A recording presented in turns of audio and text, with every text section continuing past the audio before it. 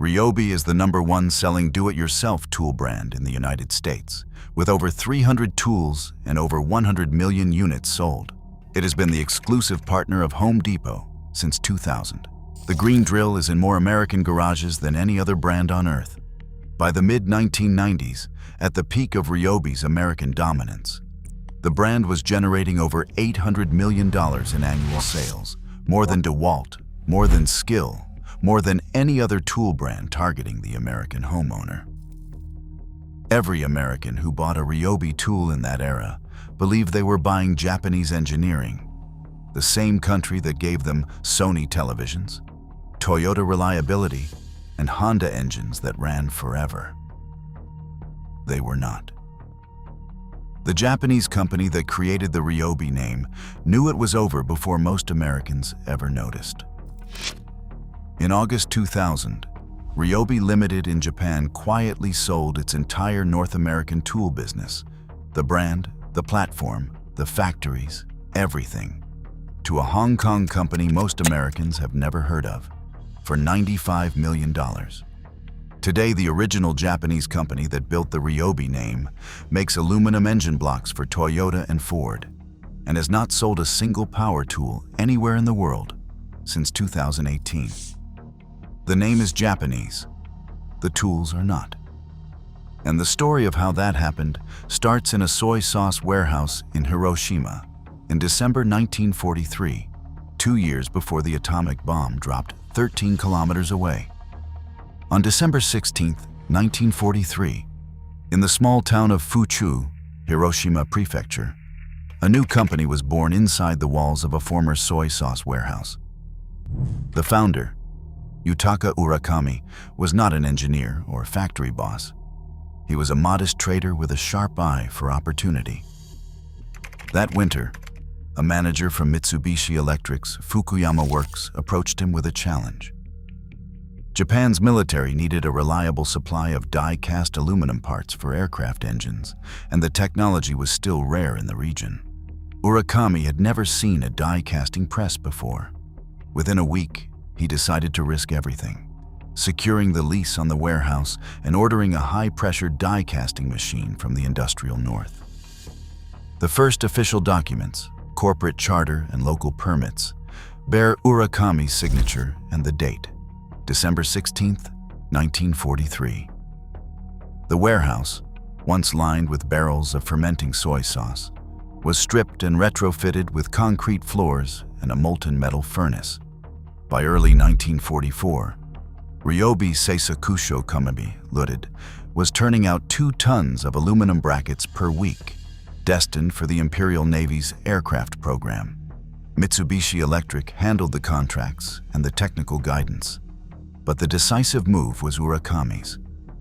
He had committed to a new field with little more than borrowed expertise and a willingness to adapt. This early chapter set the company's DNA.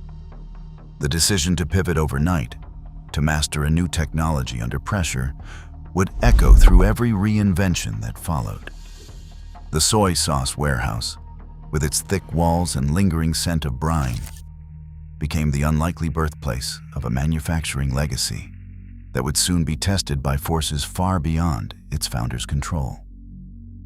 The morning after Hiroshima's destruction, Ryobi's concrete shell stood battered but upright, just beyond the reach of total ruin. Shattered windows and a collapsed roof told the story of a city forever changed. But inside, the die-casting press survived. 12 workers were lost, 27 wounded. Those who remained, many conscripted laborers, became the core of a workforce with little left to lose and everything to rebuild. By January 1946, the old military contracts were gone. In their place, Ryobi's engineers and machinists began turning out kitchenware and agricultural fittings from the same aluminum that once fed the war machine. An internal memo from that winter reads, "From now on, all casting output shall be allocated to domestic consumer goods to aid recovery and to meet Allied occupation directives." The first major civilian order arrived in 1947, water cooking pots for the occupation government's supply corps. The company's ledgers show that, within a year, 70% of production was civilian, with the rest reserved for military repairs. The late 1940s brought a new direction.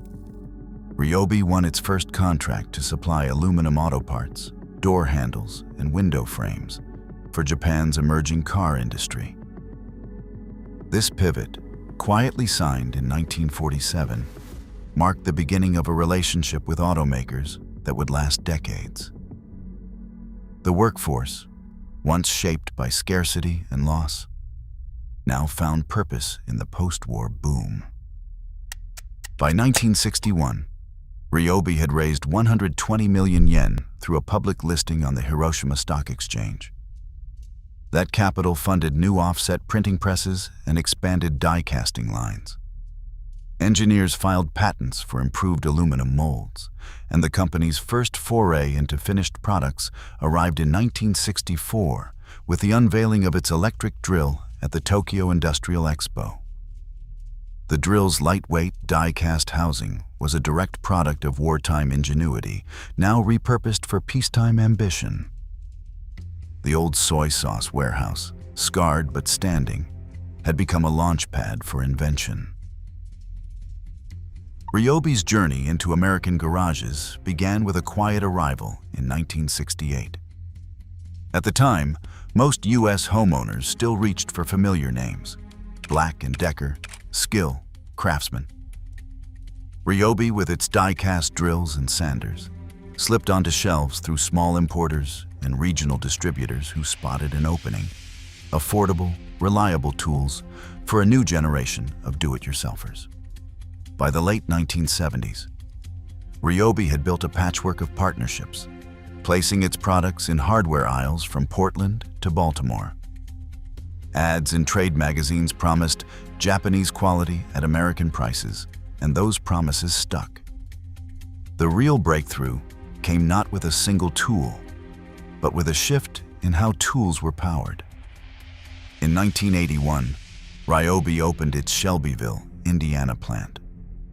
First for automotive die casting, then for tool components, giving the brand a domestic foothold and credibility with American retailers. U.S. sales climbed steadily, reaching a peak of $800 million by the mid-1990s. Ryobi's green boxes started to outnumber the old standbys, especially in Home Depot and Lowe's, where price matching and buy-one-get-one deals made the brand impossible to ignore. But the true turning point arrived in 1996, when a small team of engineers in Japan and the US unveiled the ONE+ platform. Instead of forcing customers to buy a new battery for every tool, ONE+ offered a single 18-volt pack that powered drills, saws, sanders, and even garden gear. This was more than a convenience. It was a promise of continuity, a way to lock in loyalty and make each new purchase feel like an extension of the last. The platform's backward compatibility would become legendary. A battery from 1997 still fits a 2024 tool. For American homeowners, the message was simple: buy once, build forever. Behind the scenes, Ryobi's engineers kept refining the system, expanding the lineup to over 300 tools. The ONE+ ecosystem, born from die-casting know-how and a willingness to break with convention, turned Ryobi into the best-selling do-it-yourself tool brand in the US and set the stage for a corporate twist that few customers ever saw coming. In August 2000, Ryobi's corporate story took a turn few American tool buyers could have imagined. The entire North American power tool business, including the brand, patents, factories, and the rights to the iconic ONE+ platform, was sold to Tektronic Industries of Hong Kong for $95 million.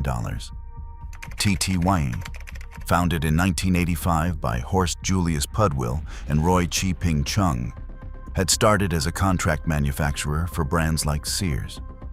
Now, with Ryobi in hand, TTI gained a ready-made identity in American garages and a direct line to the world's largest home improvement chain.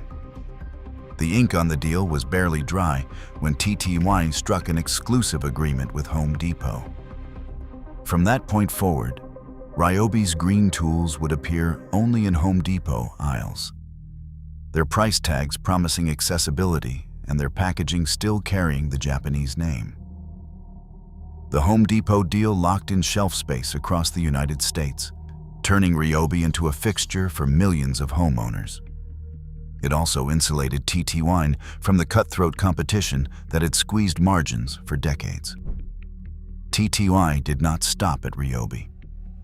In 2005, it bought Milwaukee Electric Tool for $626.6 million, giving it control of both the DIY and professional markets.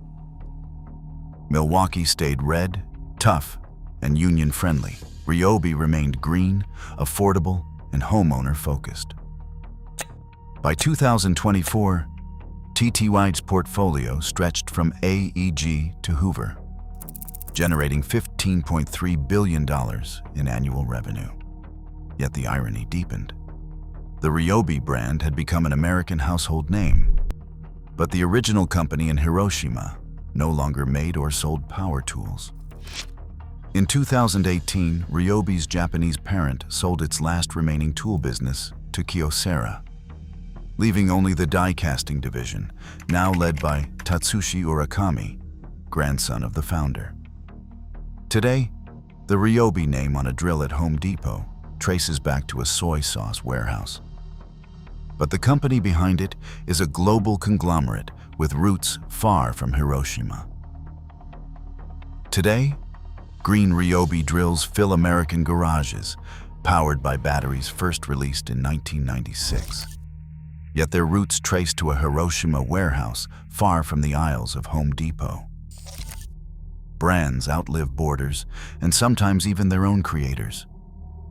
The question remains, what exactly are we buying when we buy a name?